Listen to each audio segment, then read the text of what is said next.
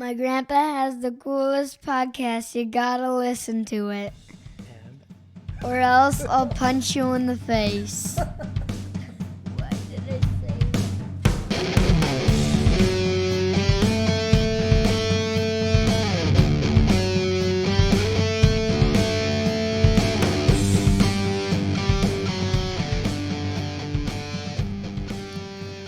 You know, if you're able to get inside my brain, and hear what my thoughts are, you would understand quickly that they fray in a bunch of different directions.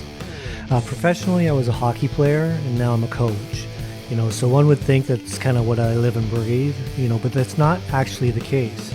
Though I love what I do, there's so much outside of the game that I'm really passionate about. I'm a bit of a music and guitar freak, and I love motorcycles and the arts.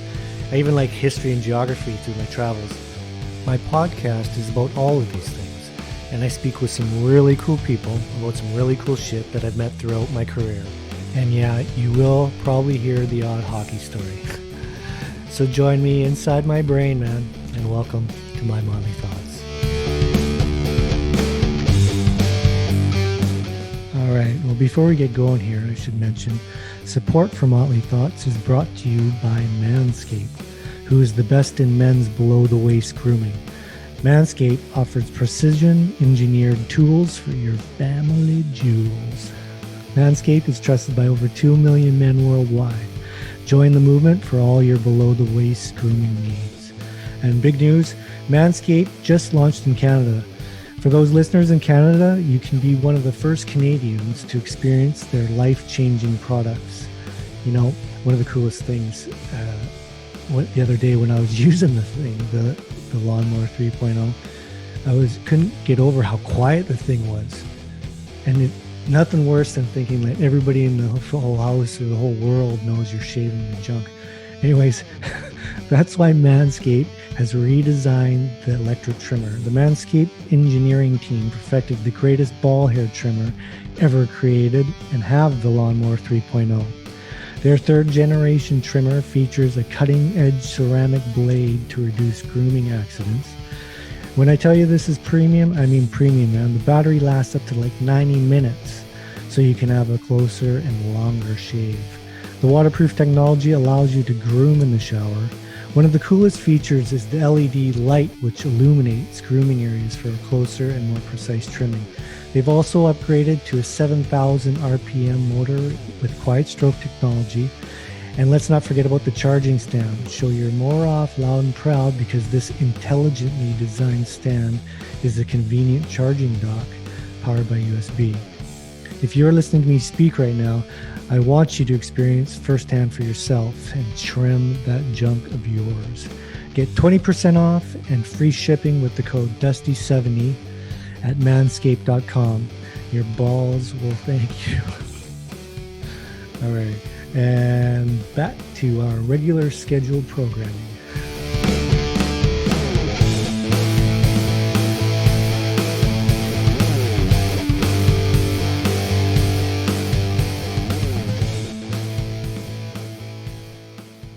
All right. Today's guest is an ex-teammate and old friend from the dial-up internet days. His career path is a long and interesting journey, actually. He was drafted 31st overall in the NHL draft by the Florida Panthers, and also had stints in Toronto, LA, and New York with the Islanders. He also played in Germany in the DEL with Mannheim, and then made a final stop in Japan, and that's where we met. His career after hockey actually is just as interesting. He is now a high-performance mindset coach and has his own podcast called Up My Hockey, which I've been on. I see him every day on the social media and Instagram and all that, working tirelessly with kids on and off the ice. And it is really awesome to see him giving back so much to the community and the game. Even though this guy has no hair, he has Samson-like powers and energy. So it gives me great pleasure in welcoming my friend, Mr. Jason Podollan. Thanks for letting me listen to that, Dusty. Good to be here, man. How you doing, man? Good. Yeah, doing great. Thanks for having me on. Yeah. Like I said, I've been watching, through Insta and all your stories and all this constant work you're doing with kids. It's like you have, how many kids you have? I have three. You have three of your own. That's not enough for you, eh? Well, you know what, man? Like, I don't know. Everyone's got to pay the bills some way, right? Yeah. And and yeah, I mean, like, not that I definitely have a strong personal connection to what I do. Yeah. I happen to be good at it. I mean, at the youth level, I guess, these are young athletes, right? Which isn't really my expertise as far as, the mindset stuff that I do. Right. But, geez, I mean, I got these three boys that they still like hanging out with me. They still think dad's kind of cool, which I got to take advantage of. And get to create some great programming at that age. I get to hang out with them, they get to create friendships. And yeah, I mean, it's not for everybody. Some of the parents are like, oh my God, I don't know how you do it. Right. But it's like, I don't know. To me, it's easy. It's fun. I like giving these kids something, to look forward to and get better in the process. So it's fun. It's really, really great, especially now with everything that's going on, and that you're able to still push forward, that connection and not lose that, because it's disappearing in a lot of places with kids, and a lot of negative stuff with that follows. And that the fact that you're getting the kids out there and being together and just hanging out and playing a game they love, I think it's pretty cool. Yeah. Well, I mean, like you hit the nail on the head just with COVID and how weird COVID is and has been, and the impact it's had everywhere. I know a lot of us, there's financial impact. I mean, this has touched everyone somehow. For me, it's the kids that really bothers me the most for whatever reason, it doesn't necessarily affect them. Their health and their life isn't in danger specifically. They're at an emotional and a maturity level where they just kind of can't really fathom it or grasp it. And yet, everything's just changing so much for them. And talk about the need to be social. Like, we all have a need to be social, but at that age, it's like, like that's what it's all about. And for them to have that taken away is pretty tough. So yeah, I mean, to provide an environment at some points where they could get out and, be a little bit more, whatever age appropriate stuff, and just act and have fun and, run around. I mean, it was good to see the smiles and the laughs. So I know it was a good soul thing for a lot of these guys as well. No, for sure. So let me get this straight then. Exactly. Do you have an actual full on program, like with on and off the ice, or did you just kind of build it, as it went, or was it a full on sign up and you're in kind of thing? Well, yeah, I mean, that's where there's a lot of crossover for what I do from a professional and then a personal level. But like the thing that I was talking about with the activities was this thing called Up My Hockey Wednesdays. So that was right. This was birthed by the idea that our kids were going to homeschool this year. So, I mean, I have an 11-year-old, a 10-year-old, and an 8-year-old, right? All boys, all hockey players. We live about 15, 20 minutes outside of town. The nearest school, which we have to drive them to, there's no bus, right? So heading into the fall this year, we were like, man, like if there was ever a year to homeschool, like this is probably the year, right? Like nobody really knew what school was going to look like and what type of rules and restrictions were going to be there. And what we did see didn't look too fun. When we were forced into quarantine in the fall, as everybody was there for a while, we found that the homeschool actually worked out well for Sarah and I. We were both home most of the time anyways, and we live in this utopia-like sort of resort environment where the kids could go out and play and, have some fun and not be worried too much about what was going on. So we were like, well, you know what, let's try it this year. And then when we just made that decision, I was like, well, they need to have some type of social interaction. And I thought maybe other families would be doing the same thing. And I'm like, well, I'm going to do like almost a hockey academy-like approach for Pee Wee and younger, right? So my age group of kids where that isn't offered in schools yet. It's not offered at academy programs. And my idea was, hey, we'll base it around hockey. So we'll have an hour and a half in the morning, but then I'm going to bring in professionals in their field and whatever to expose these kids to different disciplines, right? So we had some more traditional like cross training from a real reputable place here in town called the Training House. We learned ultimate Frisbee with a national team member of the ultimate Frisbee team. We went to a rock climbing gym. We did CrossFit. We did soccer with the Whitecaps development coach. Like the list kind of goes on and on where these kids were exposed to different stuff. Got to have a ton of fun, got to include hockey, which is kind of, the backbone of their identity. Right. So we were still dealing with that. But we'd spend the morning together every Wednesday, all year pretty much. And I would organize these different programs, and I'd call them quadrants. So we'd have 6 sessions where we'd go and do 3 different things. And yeah, the parents loved it. The kids loved it. It turned out to be super successful, just kind of doing it off the seat of my pants. But it's something that, I got a wait list for next year and people want to do it. So it's wow. Yeah. That's awesome. It brings back a lot of memories from, the differences in schools and how they generally are now. And it's very go, learn, get better. But I remember as a kid, just the ones that always enticed me or I wanted to go to were just like the Penticton one. And it was because you got to play mini golf and you got to go swimming and those are the things that you remember from those, and it attaches itself to your love of hockey. But in reality, what it is the whole experience of having fun is what keeps you loving the game and whatnot. And it sounds, the way you kind of spun it is very similar in that sense. It had a lot of stuff that you can learn from, for sure, but made it really fun oriented. Yeah. Is that right? Yeah, exactly. That's the thing. You're actually creating better hockey players. If that's what they want to be, I know they're young, and even the parents, I know they're hockey players. So they're focused on like hockey and wanting to get better at hockey. But I'm a massive believer in the philosophy of just being a great athlete.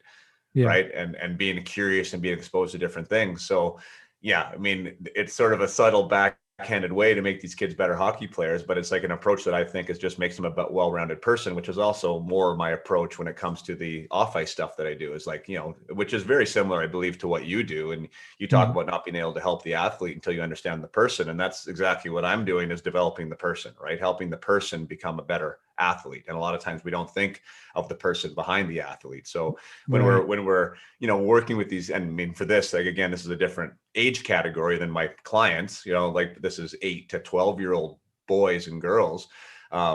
They're not thinking maybe about real dreams of being in the NHL, but you make them social animals that know how to handle situations and can approach adversity, and they're well-rounded and they understand how their body moves in space. And like all these things that are life skills at the end of the day, that are helping them in their chosen field at this point, which happens to be hockey. So it's all good.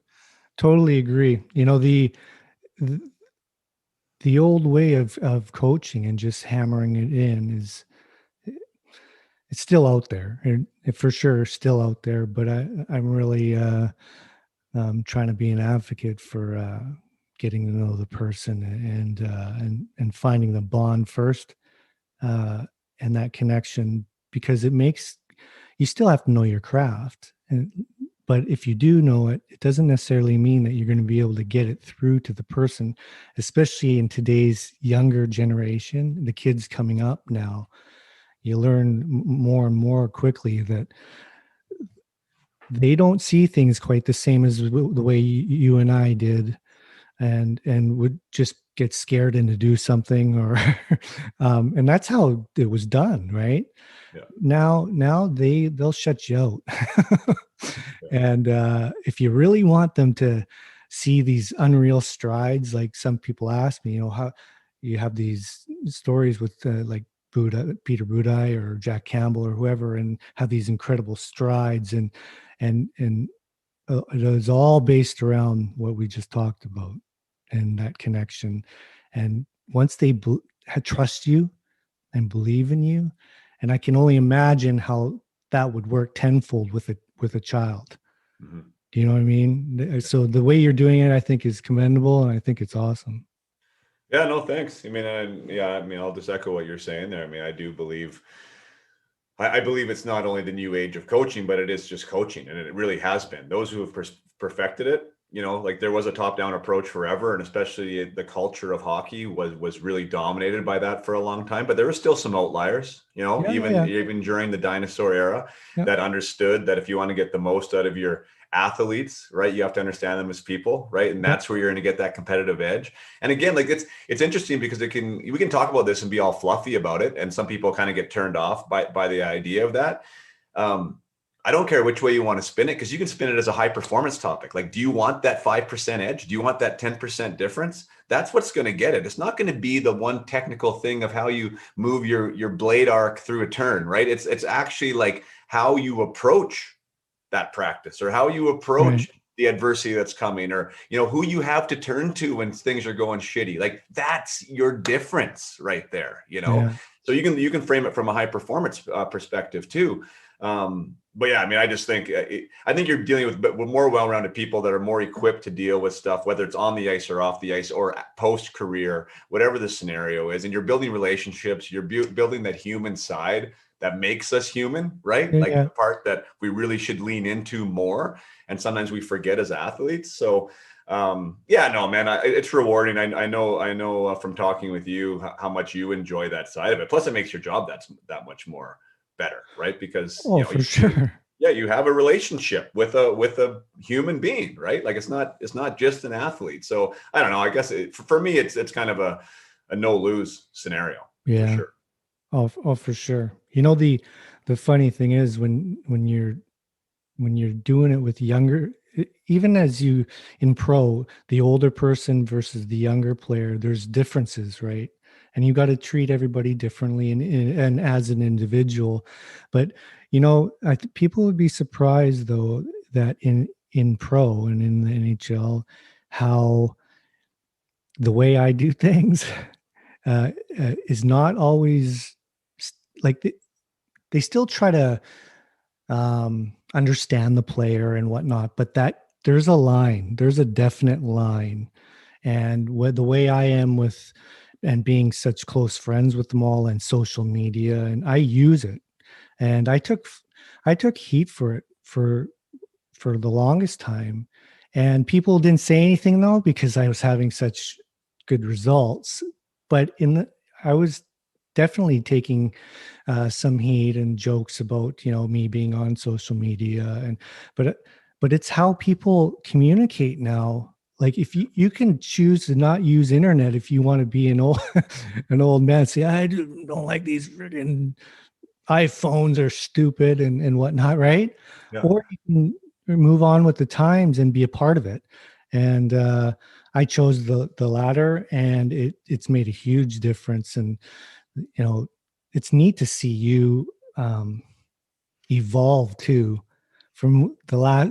It's almost like when you do these pods, your podcast, and you have these different coaches on, I notice little bit snippets, differences in your coaching and bringing. You must have a very, very cool, well-rounded package now of how you do things. It's neat. You have I mean, it's fun. I think that's just an approach too. I mean, I don't know how you approach your coaching or where you pick up, your things, right? I mean, I think we arrive at the scene sort of with a philosophy and like an idea, right? And then in practice and as we evolve, I do like, I'm like, who does what I do really well, or who's better at me at X, or who's doing what that's successful. So, I mean, I'm completely trying to be a sponge all the time, right? With that, that's one thing I've learned.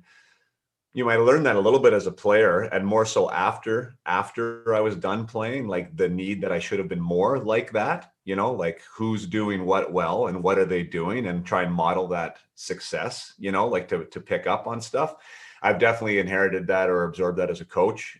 So yeah, I mean, I think I'm growing, I'm evolving, just like I want my players and my clients to evolve and grow. If you and I can't model that in real time, right? How can we really be asking them to be doing the same? Right. Yeah. So with your the mindset coaching and whatnot.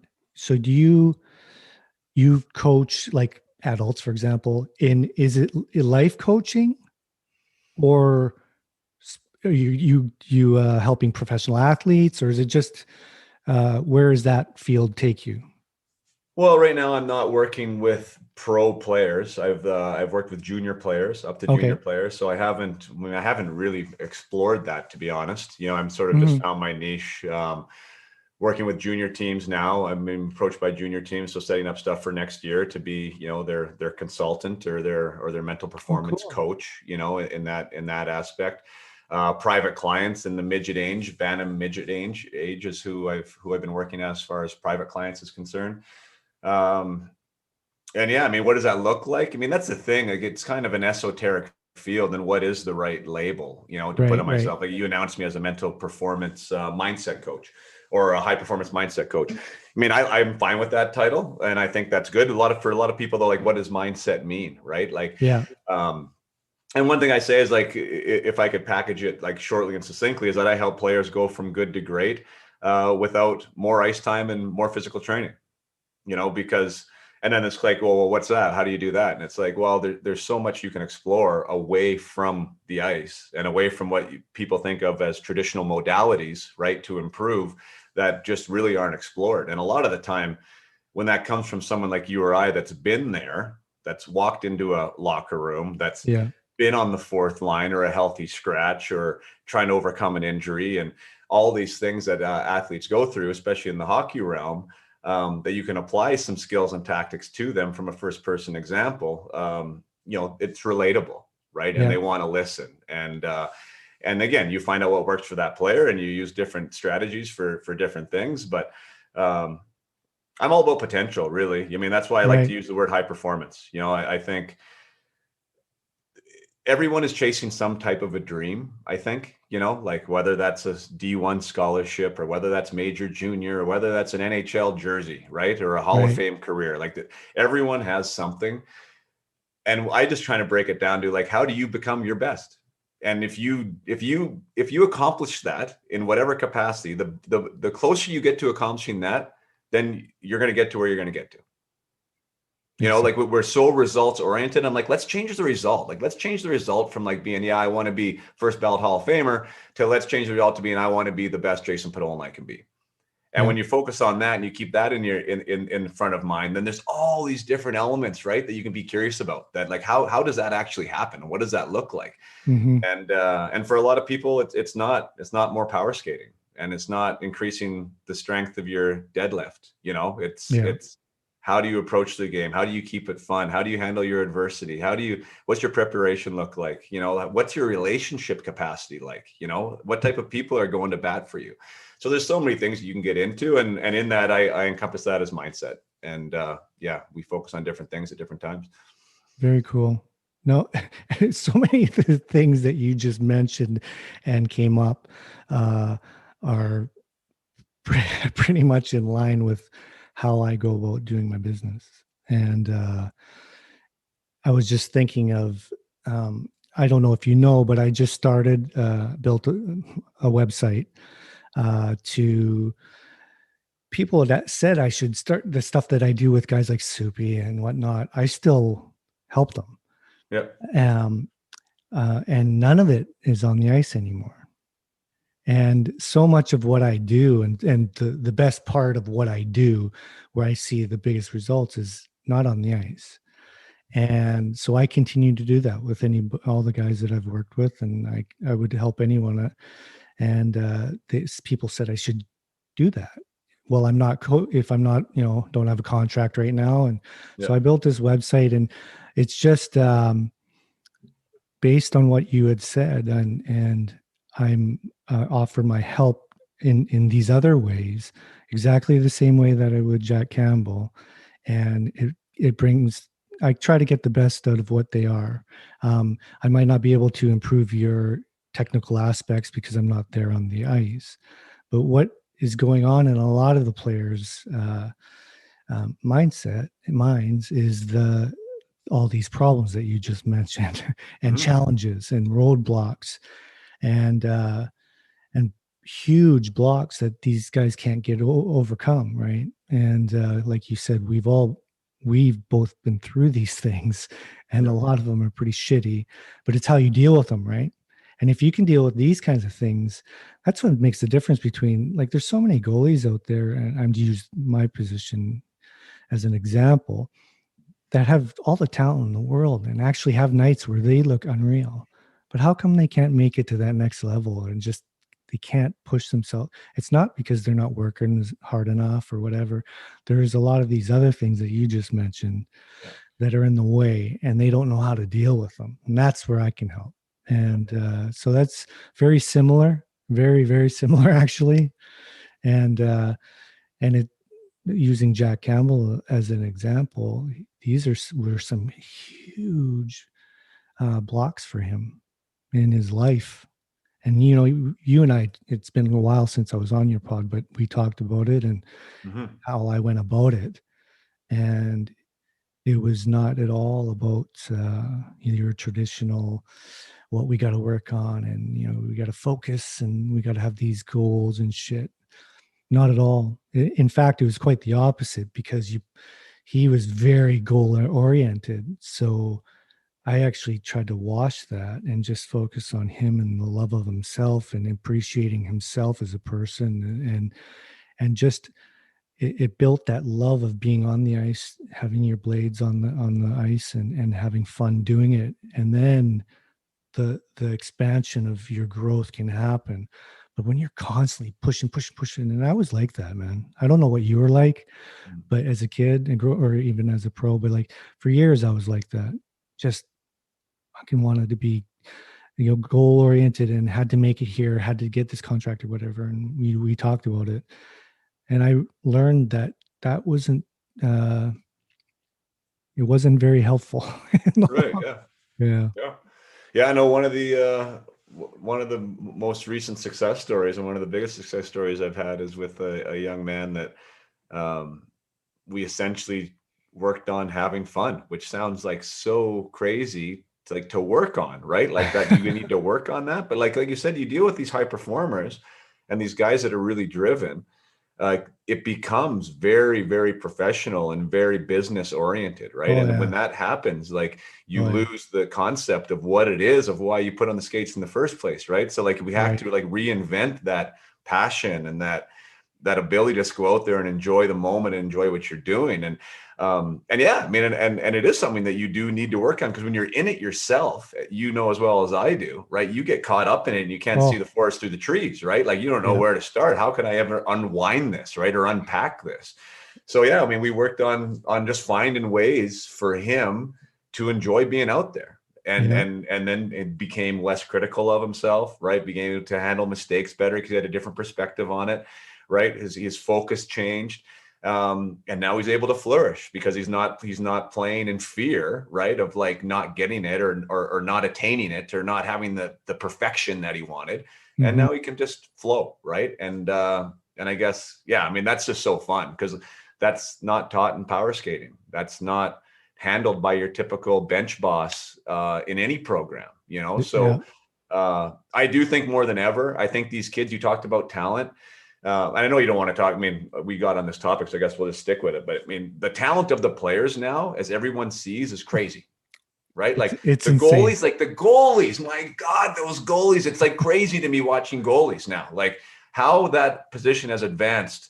Even usurps the players. But I mean, everyone's skilled is all I'm saying. But they're living in this generation's brought up in this. Everyone gets a ribbon mentality, in this instant gratification scenario where everything's just one click away, social media perfection, where you see the highlight reel every single time you open up a feed, right? Yeah. Somebody's 5-star life. And that just does amazing things for your ability to handle adversity, for your ability to frame perspective, to stay focused on something for the long term and not the short term. And I think more so than in a long time, the mental resilience, I think is a better word, the mental toughness is at an all-time low. And I think that people just need help with it. And it's 100% okay to need help with it. It's fine and it's normal. But I do think that our culture is creating athletes that have a hard time dealing with someone telling them no. Oh, for sure. 100%. It's more, like you said, probably now more than ever. And that's one thing, me being on social media and following and seeing firsthand how the kids respond to the posts or what they're posting and whatnot. They're really affected by everything that's going on out there, and what other people are doing or how great someone is. And it really is hard to focus on just being you and being happy with you when you're constantly being shit pushed in your face daily about how great everyone else is. Yeah. And it makes you feel like shit.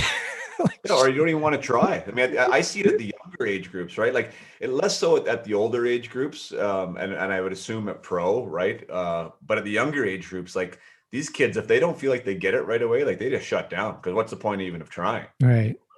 This level of like perfection that they've seen, like they must not be good at it. So why bother, right? Mm-hmm. Yeah. And that's the part that breaks my heart. But yeah, the old fear of, I think in Michael Gervais, who I'm a fan of, high performance coach that works with Pete Carroll with the Seahawks, he calls it FOPO, fear of other people's opinions. And what a debilitating scenario that is. And I think it happens for adults as much as it happens for kids, but I think kids are really surrounded by it, right? Like not wanting to make that mistake, not being prepared to be courageous enough to throw themselves out there. And yeah, I mean, that's one thing that I do talk with my clients about a lot is, when you really break it down, how many things don't you do because of that? Oh yeah. Fear of what other people might think, right? What stops you, right? And that is 100%. a lot of times that's what it comes down to. Well, I'm unsure, I might get made fun of. I mean, that's a kid's way of thinking of it, but like adults have the same thing, right? People are going to judge me, right? People are going to think this, people are going to think that. So anyways, that's a really interesting thought experiment to think about that, and when you are conscious of it, and then you can actually lean into it, like when you recognize it, Mm-hmm. oh, I'm actually going to do that now because this is the reason why I was stopping. Like that really frees, like it's liberating, right? And as an athlete, it's super liberating. Yeah. So anyways, yeah, I mean, there's so much good stuff to unpack there. We need 5 days on the podcast to talk about them all, but it's the real stuff. I guess that's the thing for me. Like that's as esoteric and as kind of fluffy as it sounds, it's the real stuff. Like it's real good stuff. And it's totally the stuff that, is still looked at in a non-traditional standpoint. Right. And I think it's going to become traditional. Like I think in 15, 20 years, it's going to be status quo, right? Like, across the board. Well, I would hope so. It's funny when I listen to you talk, you should speak for me. Well, let's partner up. I only have the forwards and defensemen taken care of. Because people, I always do these interviews, right? And people are like, so how do you do this? Or how come you have so much success with these guys or whatever? And I spit out this stuff, but I listen to you, the way you speak, it just sounds so much better. I'll have Jason Podollan do my interviews. But it's all of the stuff you're saying is so bang on. We have obviously we all have our own unique way of approaching things, but the base of what you're saying is very similar to what I do. Right. And once people, and that's with my website, I've offered it to coaches to help as well, because I believe that I've had a few people like Matt Millar, who is now the development coach in LA, who took over for me when I left. I kind of mentored him, helped him along prior, and he calls me still. And that was another big reasons what got me going on the idea, because he's improved as a coach, and he's very happy in his life, and I wanted to share that. But I think that now more than ever, like you said, it's just very, very important that we share this knowledge, because once people understand it, it opens up. You'll be surprised if you know what you're doing on the ice and know how to teach. If you can get a hold of, grasp what I'm saying, the teaching and how quickly they learn and how quickly they jump on board. Once they're fully on board and they believe in you, the learning happens way quicker. Yeah, It's for sure. Exponentially right. faster. Yeah, it's There's no unbelievable. resistance, right? You have to take away the resistance. Yeah. Yeah, for sure. No, I'm with you on that. And yeah, it's funny because you just hit a great point there. I mean, the evolution of of even what I do, and one of the things I haven't signed with them yet, so I won't bring up the name, but a coach in the for an OHL team was going over the package and stuff, and he was like, you know what, like you should, instead of just the team, you should offer this to the coaching staff as well, like from the coach with the general manager sitting in all the way to the equipment manager. He's like this stuff that you're talking about, the culture and the character and the communication. And he's like we need this as much as the players do. And if we were all on the same page, like I would find that super beneficial. And so from that conversation, had other conversations, and now I'm developing like a front end aspect to the back end program, so like the Cool. coaches can be on the same board too. So I mean, it's people are more hungry for it now than I think they have been in a long time. It's the barriers are starting to break. And yeah, I mean, again, I'm a massive believer just in the philosophy of one-on-one coaching in general. Like I think that's the way of high performance. I mean, I have a coach myself. I mean, I just hired one again a week ago. I believe that's how you get the most out of yourself, right? Getting someone that knows you, bringing different perspectives, different people, different tools, different techniques, someone to keep you accountable and keep you on track. And I think athletic performance, some sports have done it. Hockey has been an outlier all the time. They're always slow to the party, but it's starting to get there. I mean, it's starting to get there to understand that there's value there. So, anyways, like the poor days of Cristobal Huet, who I interviewed there about a month ago or 2 months ago. He had his first goalie coach at 22. He said, like my son who's 10 probably, like I don't know how many goalie coaches he's seen already, because that's the way it goes. That's why these kids are so darn good now, and the technical aspects, right? It's insane. Yeah.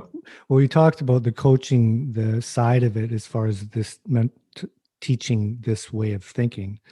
That's the ultimate goal for me, as far as and then hopefully in the next little bit here, I land something. And what I would love to do is, if I get a head job in the NHL, is bring on the whole goalie development core, the group, as far as the coaches, be on the same page as me. Yes. And I don't mean like we all have to like the same goalies or teach the same way, but just my philosophy. And I'm going to really encourage that from the bottom to the top, and we all live that kind of lifestyle as far as our coaching and way we approach the kids and the players. And that's my ultimate dream. I would love that. And I've talked to a bunch of coaches, and Peter Budaj, who's retired now, is coaching now. He's starting, and he's hoping to land his first gig in pro, fingers crossed. And but I would love to, because Boods totally loves the way I do things, and bring in guys that have like minds. Everybody's their own people, but that'd be the ultimate gig for me, to see that whole, the way things are change a little bit in the approach, because it's still there, it's still there in the NHL. Unfortunately, the way, there's a line, the players here, the coaches here, and that's that. And you can have a small connection on the ice and that, but that's where it ends. Yeah. But I wanted to go to the next step. You know what I mean? Sure. Well, yeah. I mean, I think it's personal development 2.0, right? I mean, and that's where sports is going. And I think a lot of the people in those positions aren't capable of really manifesting those relationships, aren't comfortable having them themselves. I mean, I think that's where it stems from, right? Like they want to have that hard line because that's where their comfort level lies, right? Like, I think that's a whole cultural scenario that we're talking about. And that's, you can have integrity with that player on a trade or sending him down or all these negative things that sometimes happen in the world of pro sports, and still be that guy's real good friend. And he thinks you're going to go to bat for him whenever he needs you. Right. Like I have no problem with that conversation at all. Right. To me, it's actually harder when you don't know the guy and you're messing with his life and you're doing all these things, right. Without him knowing and not being upfront about it. So, I think there's a way to make that happen. So I 100% agree with you. Like there's a way to put people first, and keep them first and have them feel first, where they're going to be loyal and they're going to be committed and you're going to get the best out of them as athletes. Again, I mean, NHL is a results game. I mean, period, right? You need to get results there. Yeah. But it's a flip of that coin, right? Of how you're going to get those results. And I think when you put that person first and not the player, and you really, really harvest and you focus on the development of those relationships, that's where you're going to find it. And I mean, yeah, good on you to talk about having the coaches on that same page. Cause I mean, you know, as well as I do, if there's one link in that chain that's not saying the same thing you are, then that culture isn't there. Yeah. You know, so everyone needs to get it. And that was actually interesting when, like, one team particularly this year that I worked with, the coach ended up saying that it was like what we did for an hour a week was better than their practice time, that he would have swapped it for a practice, because like, as far as like building the culture and having these players on a call together, working through some of these blocks in a group format, you know, that understanding that they do have the same things that they're all wanting to do, or they're all having trouble with, right? That you can actually build a culture around improvement, development, and growth that doesn't feel isolating, like there's anything wrong with you. Because that's a problem too, right? We're all sitting there going, oh shit, but he doesn't feel like that. Why do I feel like this? No one else is going through this, right? But we're all going through it, you know? Yeah. So when you have it, like when you have 20 strong in a room that understand, like, yeah, we're all doing this together. We're all on this journey and we all want to be better. That's a really interesting environment to operate in. It's really fun. Well, our general mindset as far as hockey players and how we're conditioned in the past is be tough. Yeah. And, and showing any sign of lack of toughness is a bit of a sign of weakness. Yeah. And so people shut up and don't say anything. Yeah. Don't say nothing. Regardless what it is, whether it's something to do with your life that sucks or you're having trouble with, or on the ice. And our general way of thinking is to don't say anything. And guys really suffer from that all the time. Pro too, NHL happens all the time. So having people like yourself, just with the idea of doing things this way, you'll be surprised, man. If you get someone to open up, there's all kinds of shit going on in their lives that needs to be talked about. And once that's freed up, you can begin to heal and improve and build your life. But if you keep everything bottled up inside and be the traditional hockey player, you kind of just go with what happens. You know, you kind of implode almost over time. Yeah. Well, it's too much to bear, right? And we're dealing with all types of masks in that scenario. I mean, masculinity is one of them. Like, what does it mean to be a guy? You know, I mean, I have female clients too, but I mean, when you're dealing with like males who are now hockey players, they think that this, like, when you are those two things, like you show up and you act and you behave a certain way. Yeah. And you're supposed to be tougher than everybody, and you're supposed to be this, and you're supposed to be that. So there's a lot of stigma that comes with that position. And I think, you know, I mean, maybe a page out of Brene Brown's book, which is funny in the hockey environment, but like, I try and be courageous in the fact of talking about what it is that I've gone through, or what it is that have gone through or had a hard time with, and showing like the courage, the bravery, the strength that it requires to say that, to talk about it. Right. Like, that's a different type of toughness. It's really tough to do that. And sometimes more tough than just saying that there's nothing wrong there. So yeah, when you can incorporate that and encourage that, I mean, on a one-on-one scenario, for sure. I mean, I've seen it tons of times, and I've seen it in a group environment where like a group of athletes, and in this case, teenage boys, that was like, it was like the whole world opened for them. And like, then the change was crazy. Like what they were able to talk about, what they were able to share, what they were able to grow together was so super fun, like, to see, and so rewarding. And so it's there. Like, I just know it's there. Right? I mean, it's underneath the surface everywhere. And the teams that are getting behind it and are getting on board with it, are seeing the benefits of it. So, I mean, it's an easy thing, to get excited about, I guess, Very cool. Yeah. Very cool. The idea of sharing, opening up about all the things that you've had trouble with or whatnot is a huge part of my coaching. I've used many, many stories of some of the things that I had done wrong along the way and in my past. And you know what? Years and years ago, I probably would never have said any of the stuff.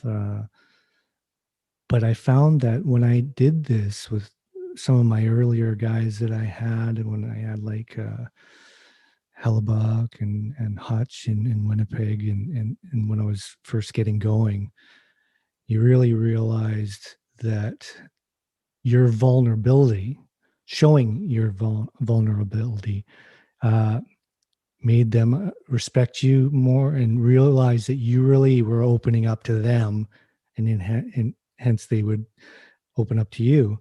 And it also helped not only with the actual stories that, well, he did this, so I probably don't want to do this, but just the connection.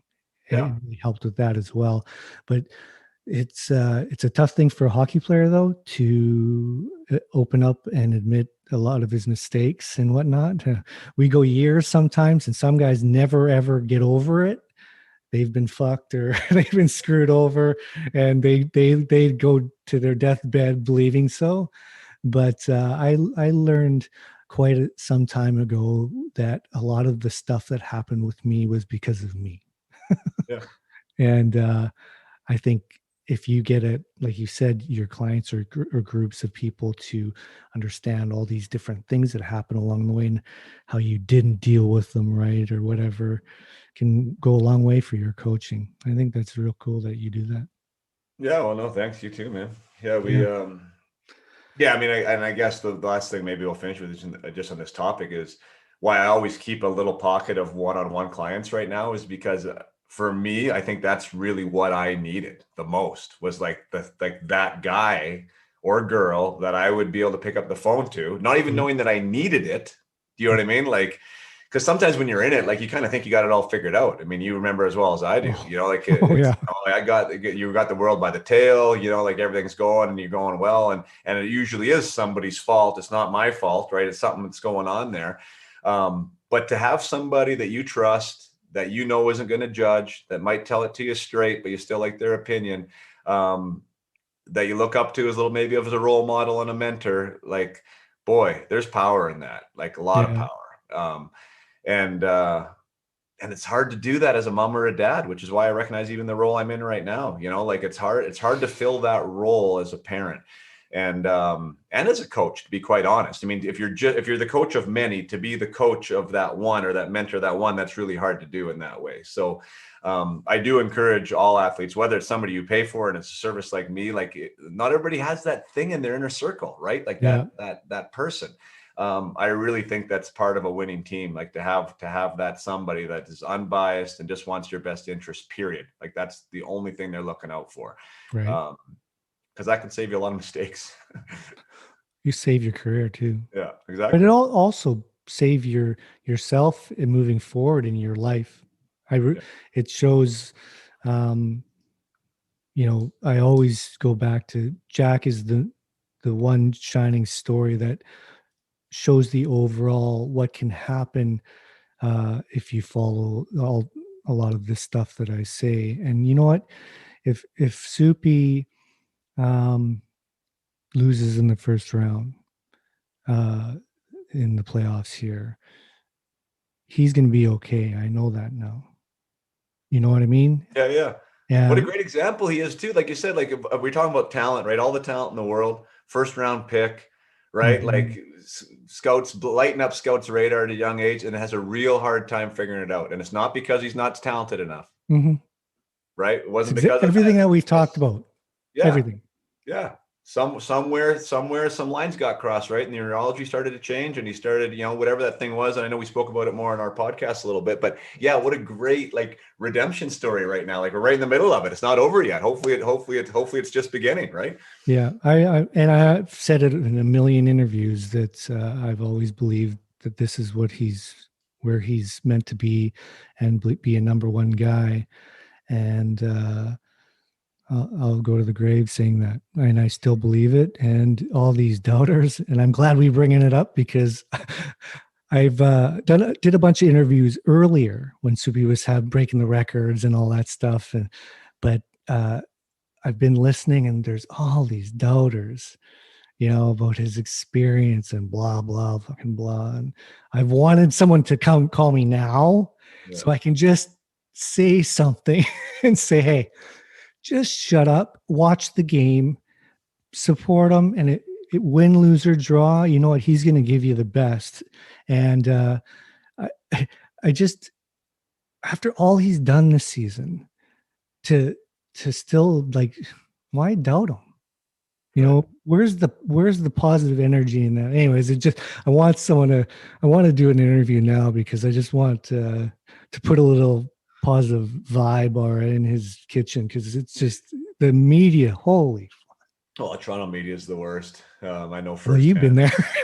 tough market to be in, but yeah, I mean, just watching him and knowing like the little that I do know, about you guys working together and some of his struggles and challenges, like, and then watching him again, not a finished product because none of us are, but like seeing him stand in his own skin in the interviews, the way he gets emotional about his teammates, the way he's affected by what his teammates do, how he handles those interviews. Like, to me, he seems like a really quality human being person. Yeah. First, you know what I mean? First, an athlete second, which is right in line with what we've been talking about. Like, I think he's comfortable in his own skin. Like, he looks like like he's allowing himself to be himself, and in allowing himself to be himself, he's being an amazing athlete. And that's the connection I see when watching him. I don't know if I'm accurate or not, but I just love seeing his humanity. Like, he seems like he's just a great human, and I'd love to play for him myself. And I can see why those guys are playing so hard for him too.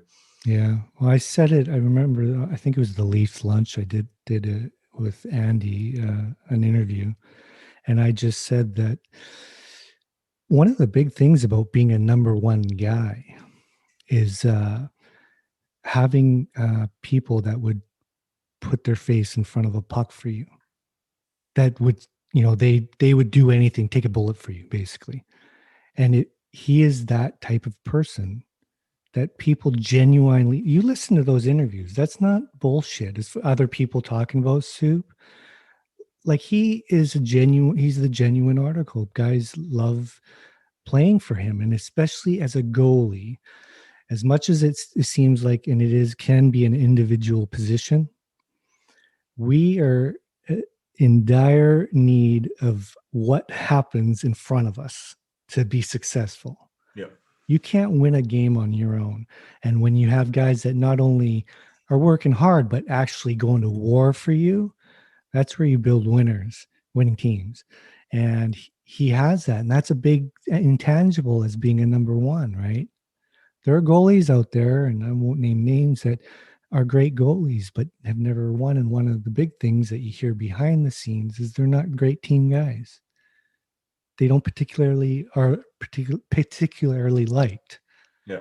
And when you have that, which he has in spades, can be real helpful. So I'm hopeful, and I'm so super psyched to see what happens, because, man, he's the starter in the Stanley Cup playoffs, and just that alone, that's awesome, regardless of the result. I'm so jacked for him. It's crazy. It's insane. Yeah, no, I am too. I mean, he's been a feel-good story for me too. I mean, how do you not, I guess, you like it? I mean, I a little closer connection maybe than some, but just seeing his rise there, and him, paying the dues, and the doubters and all the stuff you're talking about, it's cool. I just love the way that he's navigating it all too. Like, that's been one of my favorites to watch. It's just awesome.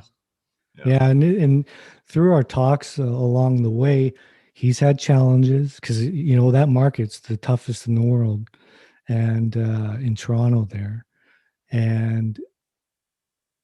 But he's open to, expressing his challenges and stuff along the way, and he's meeting everything head on, and just it's been so fun to watch, and I'm just so proud of that guy.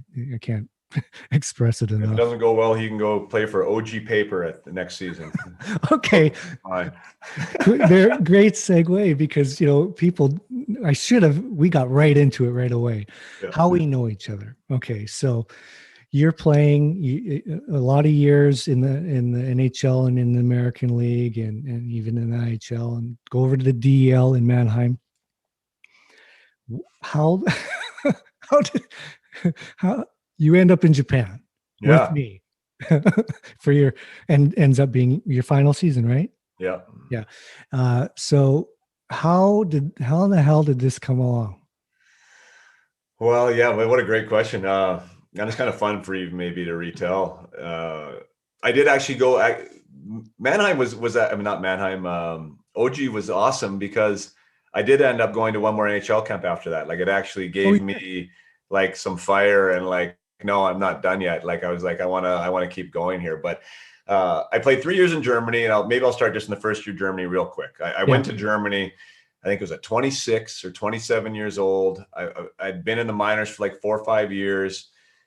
Was doing well there, but felt like I was actually like kind of fading as a player. Had sort of been written off despite stats and everything else that, I'm a minor leaguer. And I was like, you know what, I'm going to go to Europe. I want to reinvent myself. I want to get back to, my goal scoring skill kind of work, and then come back. I was going to go for 1 year and then come back. That was like my mid-career makeover move, right? I was like, this is what I'm going to do. And lo and behold, I go to Mannheim and have the time of my life. I'm real successful. They offer me a 2-year extension 2 months in, and now I have this big decision to make, right? Am I gonna stay here, or am I essentially say goodbye to the NHL, or am I gonna stay here and play in Europe and make really good money and have this awesome life experience and say, all right, this is what I'm doing. I ended up signing the 2-year extension. Never, I'm not a rear view mirror kind of guy. I mean, I loved my time there. Ended up getting hurt the second half of that season. So in some ways, like, thankful that I signed that extension, because I had shoulder surgery that ended that season. Then I had 2 more years after that. And I was never quite the same player again after the surgery either. So maybe that's got a few more dollars in my bank account, but neither here nor there. I ended up getting a concussion, ended up getting 2 concussions, ended up getting a 3rd concussion. And then at the end of my time in Mannheim, could have stayed there. There was other teams that wanted me to play for them. But I was just like, you know what? I mean, I think you're like me that way too. Like, when I was in it, and as a hockey player, I never really identified as being a hockey player, like just a hocky player. Mm-hmm. Like, there was always like stuff that interested me, and I knew I could do things other places. And with me, like, getting those 2 concussions and having a hard time, recovering from them, I was starting to think about like post-hockey existence, and I was like, maybe it's better if I just go back to school. So I was like, I'm gonna go back to school. So I ended up retiring. Like, the boys had a retirement party for me at 30, right? I was 29, I think 29 or 30, enrolled at UBC Okanagan, off to University of British Columbia. I go, I'm in first year classes with all these 18-year-olds and 19-year-olds. And, anyways, like living this university life, not really knowing what I was going to do with it or otherwise, but just always kind of thought of myself as a bit of an academic, and that's where I would have went if I didn't go to the WHL. So here I was, and wouldn't you know it, if the phone just wouldn't stop ringing, right? Like, not looking for a job, right? Like, so I'm going to school, and and it's all these places. Like, they weren't high profile jobs by any means, but like, they were, Milan in Italy and in Austria and Prague, and the one in Denmark, Copenhagen. And I'm like, oh my God, like, super cool places, right? Yeah. That I didn't even really knew had like professional ice hockey leagues, to be quite honest with you. But the money was always like, man, like, it's not really good enough for me to leave school. And then I got a call from Japan, an OG Paper, and they're like, hey, can you play? And I was like, well, yeah. And was in the middle of finals, right? And it was, I don't give a crap talking about money, but I think it was like 70,000 or 75,000 US for like the last 2 months of the year. Yeah. And I was like, and I always loved Japan. Like that was the other thing for me. So like, I love Japan. Like I love their culture. I love their food. I loved aspects of that country. I'd never been. Right. So now I'm like, well, shit, I gotta go. Right. So I was like, I gotta go. So I remember writing my finals, like 3 and 4 days or whatever. And that's why, and then like, I was on the next plane out, and I think I left right before Christmas, showed up in Japan, and, yeah, what a wild that was. Having no idea about anything, like nothing, right? Like nothing. But yeah, and then enter Dusty Imoo and Aaron Keller, who I knew from before. So that was a friendly face for me because we played minor hockey against each other. He was there. Okay. Other import there was Rob Miwa, who, the English speaking guys who I ended up getting friendly with. But was Bert there? Bert was there, right? Oh yeah. Henderson. Yes. Henderson. Yeah. Hendy was there too. Yeah. It was, what's funny when you say all those other places you mentioned, some odd places to have hockey and whatnot, but the culture is it's European, it's different, but it's not the same. Like you go to Germany, you go to Italy or whatever, you're still kind of North American-ish. But then you throw hockey over in Japan, it's like a whole nother world, isn't it? Especially where we were. I mean, you would know better than me because you played in other places, but like that one, I forget what it was. I think there was some type of, there was some break when I was there. I don't know what it was, but I think it was in February or something where it broke. We broke for a week and guys were allowed to go wherever they wanted or whatever. And I went down to Tokyo, and then I went up to Osaka, and then I think to Hokkaido. And so we got off the island. So for those of you listening, like Tomakomai is up north. And like I didn't know the geography of Japan very well either. So like the northern part of Japan is like even more Japanese than like the south, right? Which has been a little bit westernized. So like I saw that like on my tour. So like to fly and land in to be in Hokkaido and in Tomakomai there, like where like legitimately me walking down the street, bald, 6'2", 210, white, like I almost stopped traffic multiple times, right? Like legit. Yeah, people hadn't seen somebody looked like me in person before. Like it was like, holy smokes. So yeah, it was very foreign to be there.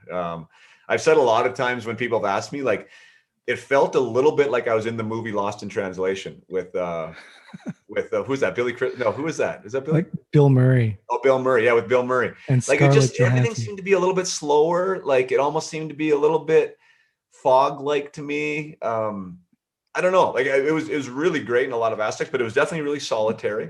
If I wasn't at the rink, like I was by myself. I mean, you guys all had families, and like the Japanese guys spoke only Japanese. It wasn't like I was going out with them. So I was living a very, very isolated life in the apartment. And other than banging my head 10 times a day on all the overhead door passes, I didn't have too much to do. It was, it's definitely not only going to Japan, but like you said, going up north is definitely, there's a difference, a huge difference. Cause I played my first 9 years in Tokyo, and that's a huge city and hustle and bustle, and it's still Japanese, no doubt. But you go up to Tomakomai, and we're talking, some things have not changed in hundreds of years. There's like, it's old school. A lot of shit there's old school. And even for me, I was like, because I actually went, when I left Cebu and went up to OG, Rhonda and the kids came back to Vancouver, and I went by myself. They came one of the years for a few months. We tried to homeschool them there. That bomb died big time. So they ended up going back in January. But so for the most part, for those 3 years, I played there by myself. And I know that feeling. And I was cultured, like I'd been around for years and years. But even for me, being up there at times was just like banging my head on the wall. And I might have been at the height of my drinking point, I think, around that time.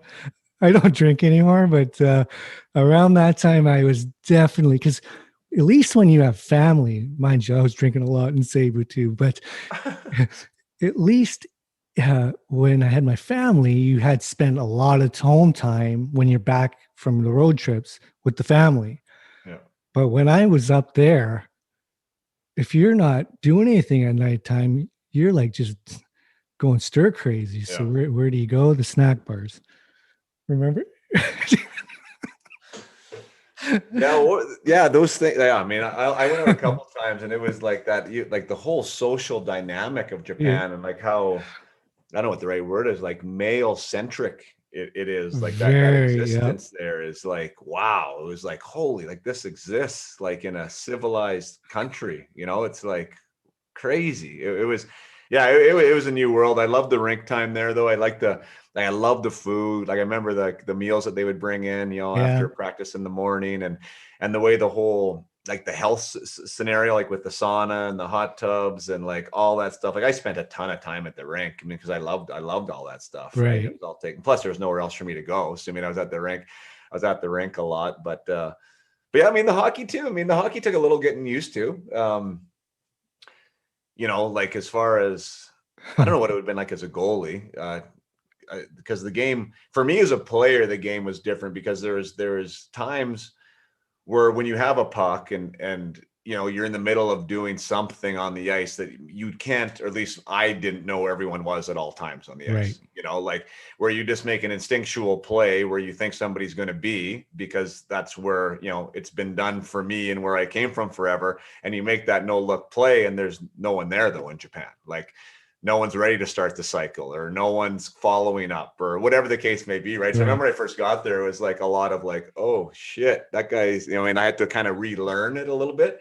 But as far as from a skill level and a speed level, like the players were good. I thought the league was competitive. Yeah, I mean, it was fun. Like I said, I got a little bit of fire back in my belly and ended up getting a tryout with the Red Wings the next year and trained really hard that summer. And actually I had a really good chance of making that team, but then hurt myself again. And then I was just like, I'm not going back to the minors. So, but anyways, but yeah, it was fun. Got to go to China too, right? Like we should. So for me, like that was super cool. I'd never been there. I got to walk the Berlin Wall, or they mean not the Berlin Wall, sorry, the Great Wall there with you. And I just saw that. I was looking at some pictures because I was going to post some stuff after we did this pod, and I saw a bunch of these photos I had kept away of us, me, you, and Bert at the wall, and very cool pictures. Yeah. Very cool. Yeah, you gotta make sure you tag me on those because I mean I remember them. I don't know if I have any physical pictures, but I totally remember being there. Like I remember those markets too. Like I think we might have been in the market where COVID was started. I mean, we were storming around there and like yeah, that was really wild. And then we went to Korea too. Like that was really special for me actually. Now that I think about it, like that time of the year, because there was teams from Korea that were I got to go to Seoul and to Beijing and spend some time in Japan all in like 3 months and got to visit like those cities that I talked about. So again, like from a life experience standpoint, like that was really, really special time for me. It was super cool. Yeah, those last few years for me that's when they brought in that Asia League. Prior to you and that whole time, it was just the Japan League. And then they had this grand idea to bring in a couple Chinese teams, a couple Korean teams. And one of the years we had a Russian team in Khabarovsk, Amur. And yeah, it was a weird time. To be quite honest, I hated going there. I didn't mind Korea so much. China, especially the cities they chose.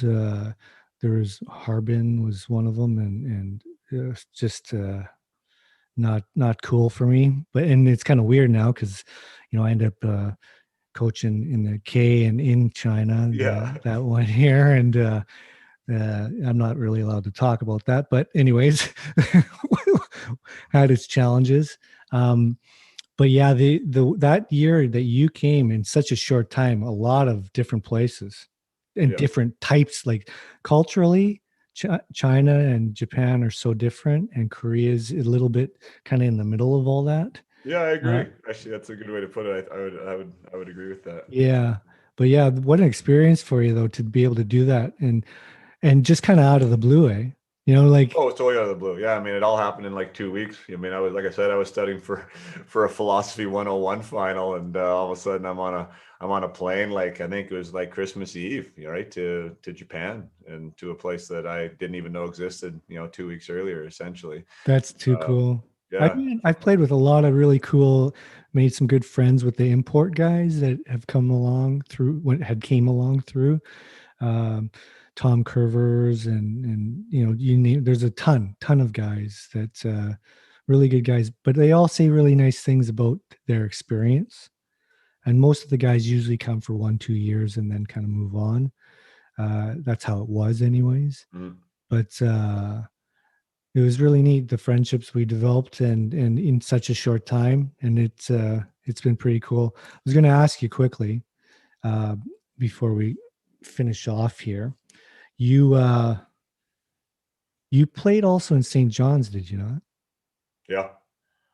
Yeah, Oh, yeah. because I spent a lot of time there when You I was did? when I was with Winnipeg, and our American League team was in St. John's. Oh, you were in like Newfoundland. Yeah, Winnipeg had their team in Newfoundland. I didn't know that. yeah. When I had Hellebuck and those guys, the team was called the St. John's Ice Caps, and That's wild. I remember going in. I was in the dressing room, and they had all of the plaques or pictures, like a team picture and a plaque with all the names on it. And I remember seeing yours. Oh yeah, yeah. I Yeah. was there. What would it have been? I mean, that was almost the longest place that I was at in my pro hockey career. I was up and down a little bit with Toronto, but I mean, I got 2.5 seasons. So I mean, that was the longest stretch. I Yeah. Great people. I have phenomenal stories from St. John's. Yeah. I mean that. I don't know what you thought of the place. I mean, I Loved was it. single there, which I think either helped or hurt. I don't know. I mean, That street, George Street. yeah, George Street and I were real friendly. The Like, the people there. I mean, I've said it on podcasts before publicly. Like, it's amazing that it's still part of Canada. Like, I didn't feel like it was Canadian almost, like being from yeah. the West Coast here. Like, it's so far removed, and like the dialect is so different. The way of life is quite a bit different. The architecture is different. Like, everything there is different. But there's such an amazing, welcoming and vibrant people, just collectively, that like I really felt comfortable there. They were so good to me, and yeah, and I enjoyed it. And as far as taking your mind off the game when you're in the minors and not wanting to be someplace, I guess, like that social element there, I think probably kept me sane. Mhm. It might also kept me from the NHL, but well, I say that kind of more as a joke, because I had my most productive time. I led the AHL in scoring in that town. I mean, I had 43 goals in 60 games or something. It was number one in the minors that year. So I mean, Oh, cool. yeah, so it was, I mean, it was productive for me too. I had some really good line mates there. So yeah, I mean, so that whole thing was fun, but I mean, there's obviously, I mean, violent weather, right? I mean, like Yeah. there's some craziness about being there too. That's different, but really blessed from my time there. And I 100% endorse anybody, especially if you're Canadian, to go visit, because like that neck of the woods to me is, we're so prone right on the West Coast to go to Hawaii or down to Mexico or, like whatever, these West Coast kind of adventures that we don't think of going 4.5 time zones away in our own country. And and it is expensive, and I get it, but boy, I mean, I think it's one of those things that you'll never regret ever to go Yeah. there and visit. Well, that's why I wanted to bring it up. Not just because you played there and I coached there, but just the whole vibe of St. John's. I thought it was a good thing to bring up because it's kind of an untold place. And no one really talks about it. It's just over there. And Yeah. like you said, though, and the way you get there too, it almost like it legit is another world. The way you got to get into that place Yeah. and sometimes can't and can't get out. It's like it's isolated, but it is so cool. But more than anything, the people to me were just really special. The weather sucked balls for most of the year, but I had my family come visit during the Calder final run, and the weather was starting to get nice. Yeah. And we went on those iceberg tour thing and the lighthouse and just some of the scenery. And I come from, we both come from BC, which is the most beautiful place in the world, but it's different beautiful. Yeah. It's gorgeous there. Absolutely gorgeous. I lived like my address, my second year, my first year I lived in Torbay, which was about 15, 20 minutes outside of St. John's, like up on a cliff, this gorgeous house, like on this bay, gorgeous. And then my next year I lived just underneath Signal Hill. So I'm sure you did the Signal Hill walk, right? Like, and I was like, my house was like number 3 First Street. Like it was like maybe one of the first places ever built. Like it was up at the end of this road, looking over the harbor where the icebergs float in and like the ships come in and stuff. And you could see downtown and, like it was spectacular. Like, and the first, if I knew a storm was coming before anyone else did, right? Because I was like right on the edge overlooking the rocks and stuff. And I really loved that. I mean, it was really cool there. That's why I was surprised when they brought another AHL team in, because like as a hockey player and trying to make the NHL, it was awful because no one was ever there to watch you. And it was before the time of like the videos and stuff too, right? So like Instat didn't exist. You couldn't see a game in St. John's unless you were there. And who the hell was going to St. John's? So like no one ever saw you. And that included the Toronto Maple Leaf staff who were never there, right? So like they were never there. And the only time you'd get seen if you were going on a road trip for 15 days and you'd play 10 games in 15 days, bussing between and having shit hamburgers and pizza for pregame. You know what I mean? Like that was your audition to the hockey world. So it was like, it wasn't really designed well. And plus for call-ups too. Awesome. Right? Like, it's so far away that you're not getting called up for a day of a game one if somebody's hurt or whatever, right? So like you're really isolated in that way too. So anyways, I did enjoy my time there. I was surprised that they would come up with the idea that, hey, this is such a good idea, somebody else should put a team here. Winnipeg. They did Winnipeg. And I remember multiple times, because I always lived at the Delta. So the other opposing team would always be there. And multiple times I'd come down in the Monday morning after the weekend games, and they would still be there stuck because of the weather. And it would fuck their whole schedule up and the whole American League schedule up. And it constantly was a battle. And then they moved the team out of there back to Manitoba. And then they brought in another team for the East Coast. Now, I don't know if they're called the Growlers, I think, and did amazing. And I don't know if they're coming back or not, but just a constant battle, because when you're there, that is the place to have a hockey team as far as there and the fans. But as far as running with another league, it's awful. No, awful. It's tough. I remember one time we were flying in after, because you had to fly in, right? That's the only way to leave and the only way to get in. And it was like, you never had a smooth landing ever there, right? Because it was so windy and it was so crazy. And usually we're on these smaller planes too, that weren't huge, which sometimes made it worse. And one of my teammates at the time, Todd Gillingham, did not fly well. Like he didn't fly well just in general.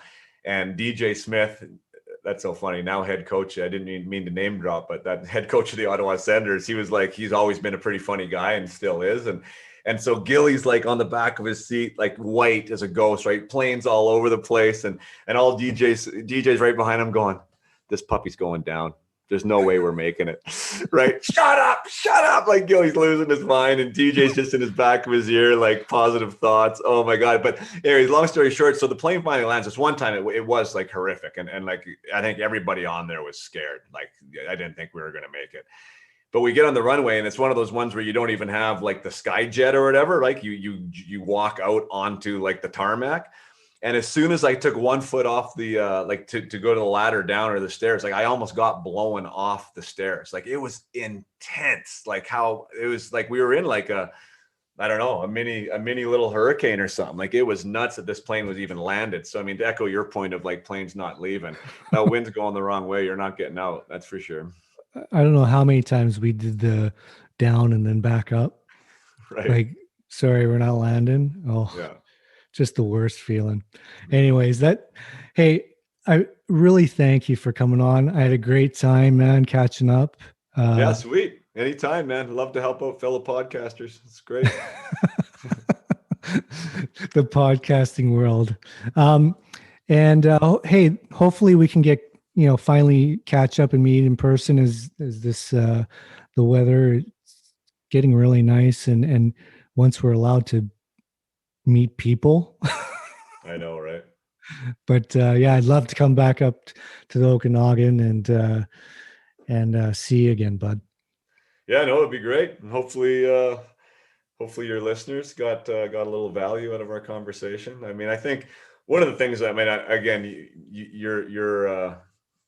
the theming of your show is a little different than mine, but one of the things that I get from my podcast is just like a thanks from people who aren't just in hockey, because like the stuff we just talked about today, it has really almost nothing to do with hockey. Like when we were talking about like that mental side of doing anything well, like it applies, right? Like it transfers to business, it transfers into anything, being a good student, how to help people through stuff like that. So, I mean, hopefully there was some gems and people could take away some stuff that they can relate. And that's why I love doing what we do. I think the conversations do matter. And I know I've picked up a lot from podcasts like such as this too. So whatever we can do to give back a little bit, right? Well, for sure. Yeah, you're right about my podcast generally isn't more teaching or very informational or helpful in that way mostly. But I really felt this time around was really important because we both do a lot of that. And I thought we could really get some good value out of that. And I'm really happy that we had this chat, and hopefully it can help someone move forward and maybe call Mr. Jason Podollan for for some well, that's the help. thing I've had. We got to remember to do that too. Yeah, I mean, like that's the thing. Like we do kind of the same thing, and there's other people doing it. I'm definitely not like, I don't know. People get funny about business, right? Yeah. Like I just want people to get help. Period. Yeah. Like accomplish what you want to accomplish, whoever you need to do that, right? Whatever your thing is, right. Like get out of your roadblocks or make your moves. And I mean, if that's with you or if that's with me or if that's with Joe Blow down the street, like to me, that doesn't matter. There's enough people out there, to help, right? It's just like, let's have the conversations. Let's get the perspective changed. Let's understand like what's available to people, and then they can make decisions. And by all means, if my name's one of the ones they want to email, I'd more than welcome a conversation. But I think the content is more important than the person at this stage in the development of this stuff. That's probably the best way to end it right there. That's well said. And I appreciate you coming on, Pods. It really meant a lot to me that you made the time. Grateful, buddy. Thanks for having me. We'll stay in touch, man. Cheers. Peace.